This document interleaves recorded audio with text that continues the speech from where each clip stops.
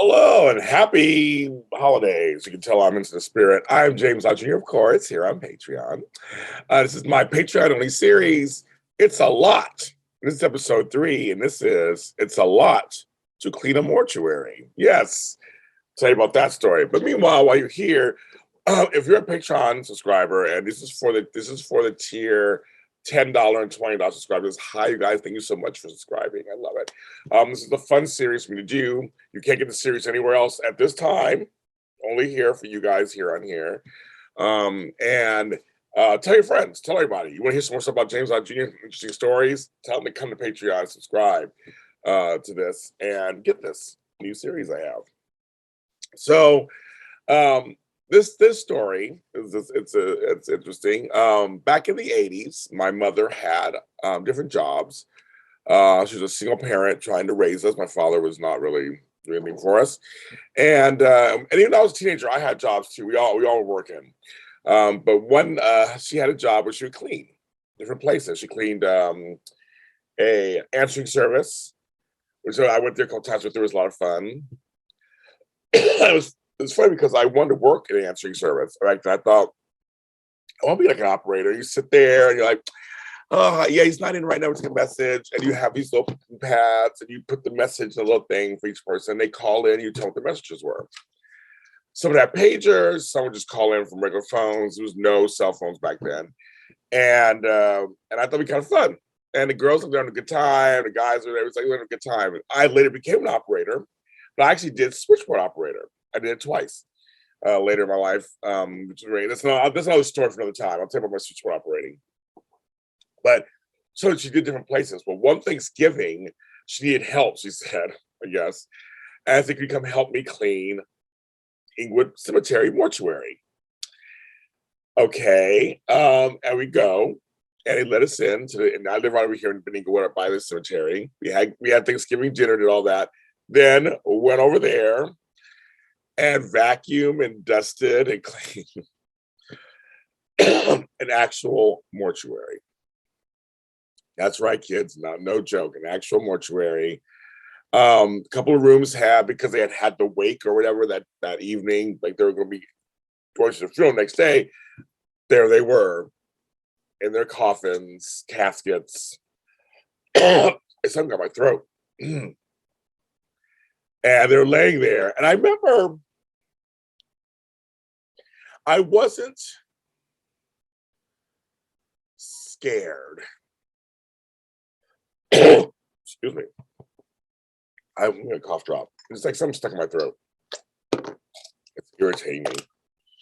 I wasn't scared. I wasn't nervous. It was just odd. They're laying there. It's like the lights are all on, so like they were in the dark or anything. And they lay there, look so pristine and still. One thing I did find myself sometimes, I would whisper sometimes, I'm like, why am I whispering? They're dead. Why am I whispering? That's kind of weird. But it was oddly peaceful. I remember we went there, we decided to play some music. Yeah, so just play some music and clean. The mortuary wasn't dirty. Like it wasn't like super dirty.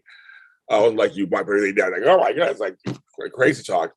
But it was just more of just like, it's like it was more like the motion, like just kind of like make sure anything came from outside, I guess. You walk in and out the floors.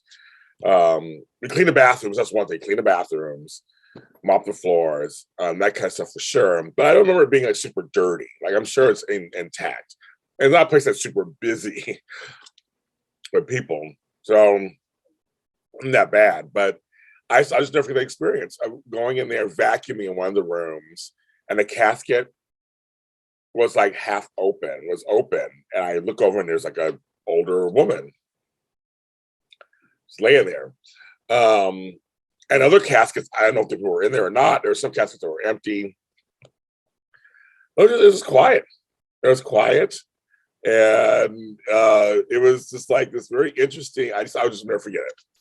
I did it on Thanksgiving. So we gave thanks, had our turkey, then went and cleaned the mortuary. And I was about 16 or 17, I think, at the time.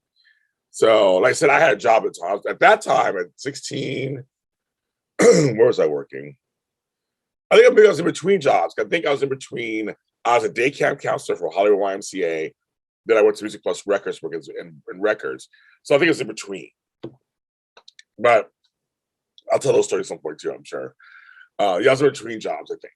And so I came and helped her, and she paid me a little money or whatever for it. I don't know how she got paid.